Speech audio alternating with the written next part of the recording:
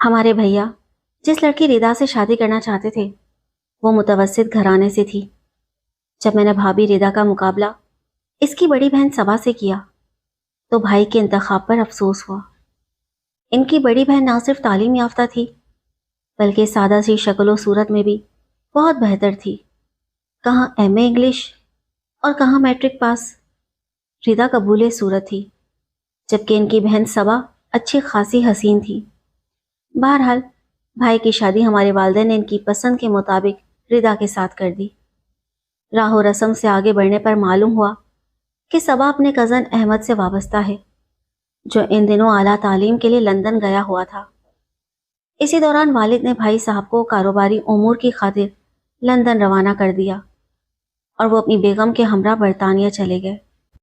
रिदा जो छोटी थी शादीशुदा हो गई जबकि इनकी बड़ी बहन सबा भी गैर शादीशुदा थी। लोग जब इस मामले पर सवाल उठाते तो भाभी के वालिदैन कहते कि इनका मंगेतर बैरून मुल्क है, जब आ जाएगा तो बड़ी की भी शादी कर देंगे, आप लोगों को फिक्र किस बात की है। एक दिन सुना कि अहमद लंदन से आ गया है और सबा की शादी की तारीख रख दी गई है। शादी में चंद रोज रह गए थे कि अहमद अचानक लंदन चला गया और शादी का मामला दरमियान में अटक कर रह गया। सभी परेशान हो गए कि ऐसी क्या इमरजेंसी थी जो अचानक अहमद को लंदन जाना पड़ा और शादी रोक दी गई।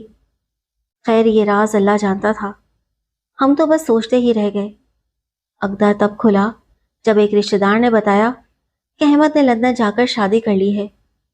कुछ लोगों के लिए ये खबर हैरत की बात थी और कुछ के लिए नई बात नहीं, क्योंकि पाकिस्तान से जाने वाले नौजवान अक्सर पांव जमाने के लिए किसी गोरी से शादी कर लेते थे।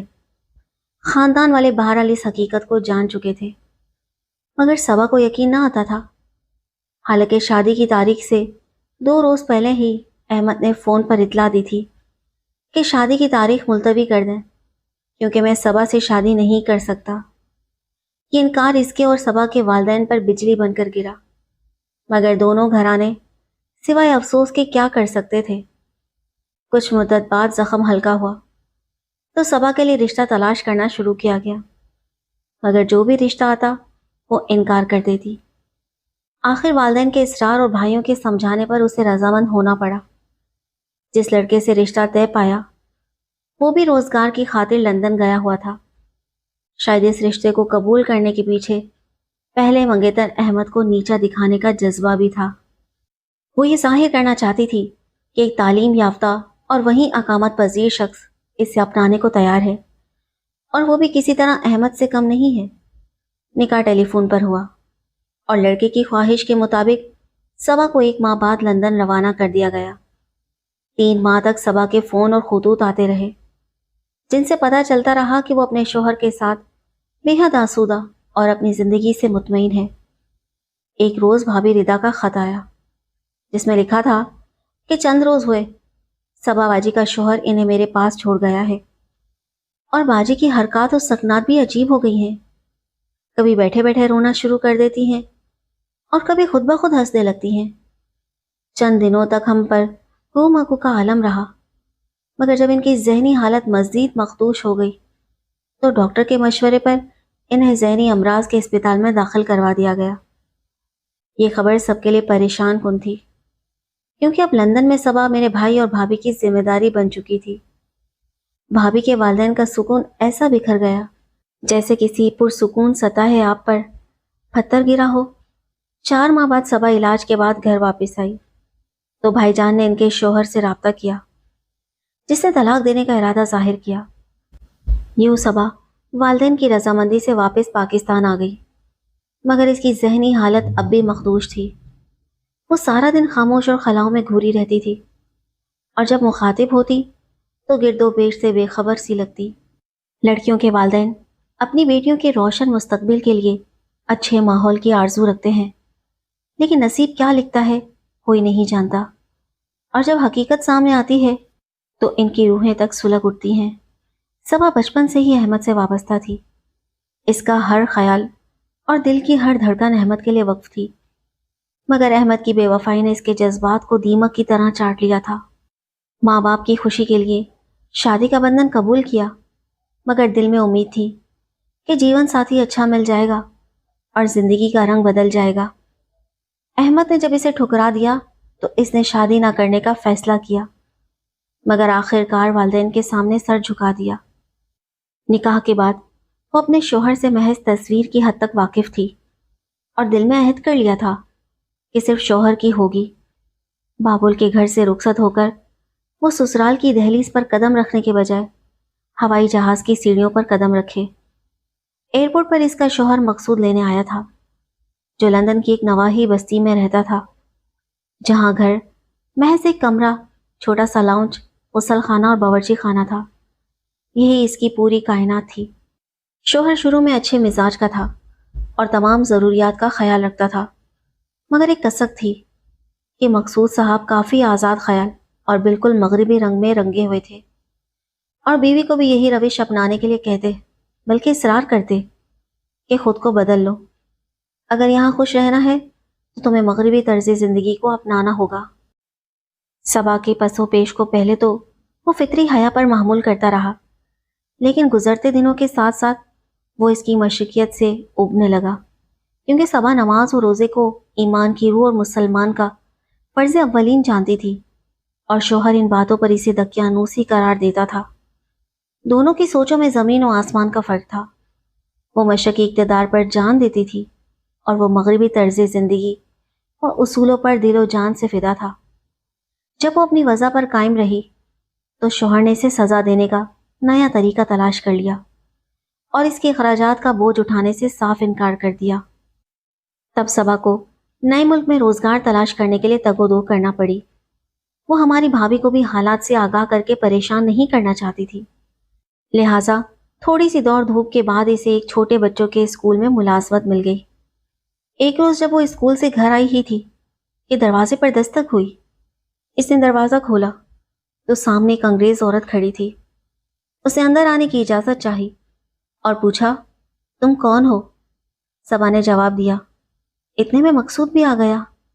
عورت کو اندر لے گیا اور اسے بیڈ روم میں بٹھایا، پھر باہر آ کر صبا سے کہا، یہ میری پرانی گرل فرینڈ ہے، مدت بعد مجھ سے ملنے دوسرے شہر سے آئی ہے، آج رات یہاں ٹھہرے گی۔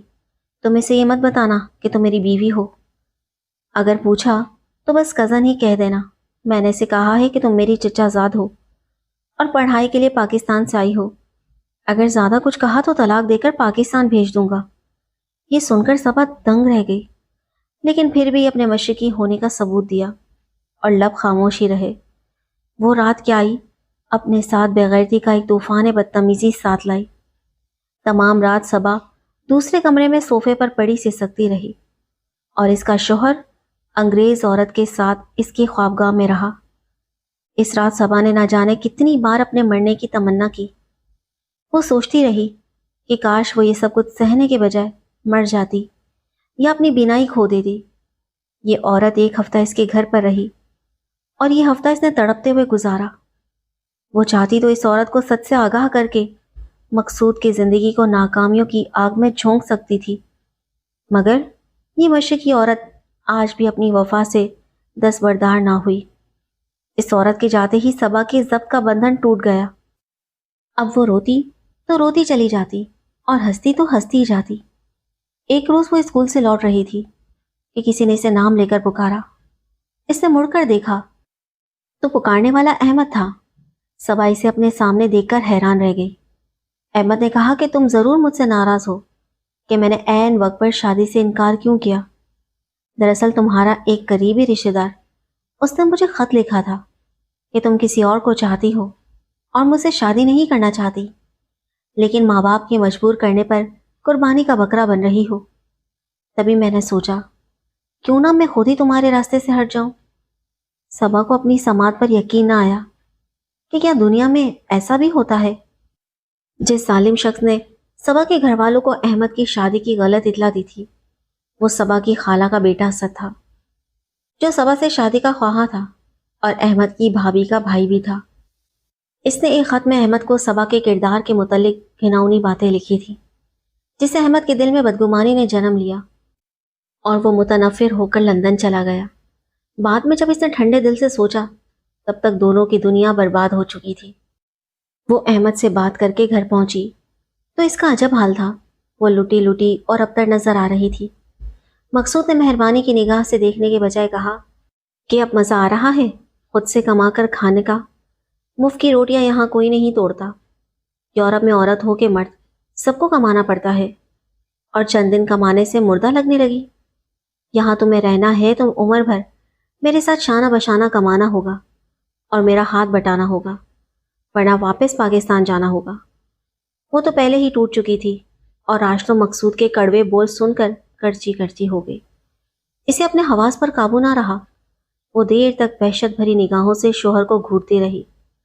تبھی اس نے کہا، لگتا ہے تم نفسیاتی مریض ہو یا پھر پاگل ہو گئی ہو، تم کو پاگل خانے داخل کرانا ہوگا۔ وہ تو جیسے ہوش و حواس سے بیگانہ ہو گئی تھی۔ اس نے ٹیبل پر پڑے گلاس کو تالیوں پر پیٹنا شروع کیا اور ایک چیخ سی اس کے منہ سے نکلی۔ پھر وہ زور زور سے رونے لگی۔ مقصود نے گھبرا کر اسے قابو کیا اور اس سے پہلے کہ وہ گھر کی اور چیزیں ادھر ادھر پھینکتی اسے کرسی سے باندھ دیا۔ تبھی وہ رونا بند کر کے بے ہوش ہو گئی۔ مقصود نے پانی میں سکون کی گولی گھول کر گلاس اس کے منہ سے لگایا کہ یہ پی لو، پانی پینے سے پرسکون ہو جاؤ گی تو میں تمہیں کھول کر پلنگ پر لٹا دوں گا۔ صبا نے اس کی بات پر معمول کے مطابق عمل کیا اور گٹا گٹ پانی پی لیا۔ پھر اسے گہری نیند آ گئی۔ دوسرے دن اسے اتنا یاد ہے کہ وہ شوہر کے ساتھ ٹرین پر بیٹھی تھی، اور ٹرین کہاں جا رہی تھی۔ جب پوری طرح حواس بحال ہوئے تو اسے پتا چلا کہ وہ دماغی امراض کے اسپتال میں داخل ہے۔ اس کو وہاں داخل کروا کر مقصود ردا بھابھی کے پاس آیا اور بتایا کہ تمہاری بہن اسپتال میں داخل ہے اور ذہنی طور پر ڈسٹرب ہے، میرے ساتھ چل کر اس کی عیادت کر لو۔ ردا بھابھی بہنوئی کے ہمراہ اسپتال گئی جہاں صبا داخل تھی۔ وہ بہن سے لپٹ گئی۔ صبا صرف اتنا بولی کہ مجھے تھوڑی دیر کے لیے کچھ ہو گیا تھا، شاید دماغ سن ہو گیا تھا۔ دراصل مجھے امی ابو کی بہت دنوں سے یاد آ رہی تھی، تبھی اداس تھی۔ یہاں سے چھٹی ملے گی تو میں تمہارے ساتھ تمہارے گھر جاؤں گی۔ اس طرح وہ کچھ دن ہماری بھابھی کے گھر رہی اور پاکستان واپس جانے کی خواہش کا اظہار کیا۔ ردا بھابھی نے اپنے والدین کو فون پر احوال دیا۔ انہوں نے کہا کہ اس کے شوہر سے بات کرو، اگر وہ اجازت دے تو اسے ہمارے پاس بھجوا دو۔ ردا بھابھی نے ایسا ہی کیا۔ میرے بھائی مقصود سے ملنے گئے، اس سے بات چیت کی۔ اس نے کہا کہ صبا کسی طور یہاں کے ماحول کو قبول کرنے پر تیار نہیں، وہ یہاں رہنا نہیں چاہتی اور ہر وقت پاکستان جانے پر اصرار کرتی ہے۔ میرا اس کے ساتھ گزارا نہیں ہو سکتا، لہٰذا تم اسے پاکستان بھجوا دو، میں اسے طلاق نامہ بھجوا دیتا ہوں۔ یوں صبا کی خوشیوں کا مختصر سا سفر ایک المیہ کہانی کے روپ میں تمام ہو گیا۔ وہ پاکستان آ کر بھی ذہنی طور پر کافی پریشان رہی۔ یہاں آنے کے 5 ماہ بعد اس نے ایک بیٹے کو جنم دیا جو اب اس کے جینے کا واحد سہارا تھا۔ یہاں بھی کبھی کبھی اسے ڈپریشن کے دورے پڑتے تھے، تب والدین اسے ذہنی امراض کے ڈاکٹر کے پاس لے جاتے تھے۔ اب بھی وہ یوں رہتی ہے جیسے کوئی چلتی پھرتی لاش ہو۔ وہ رونا بھول گئی ہے تو ہنسنا بھی بھول گئی ہے۔ وہ لڑکی جو کبھی اپنی ذات میں انجمن تھی، خاموشی کی دبیز تہ کے اندر اب بھی اس کی روح سسکیاں لیتی رہتی ہے۔ ایک صبا پری کیا موقف، وطن عزیز کی کتنی بیٹیاں انہی راستوں پر لٹ چکی ہیں۔ سچ ہے، والدین پردیس بیاہی بیٹی سے ملنے پہنچ سکتے ہیں اور نہ ان کی فریاد سن سکتے ہیں۔ پردیس تو پردیس ہے،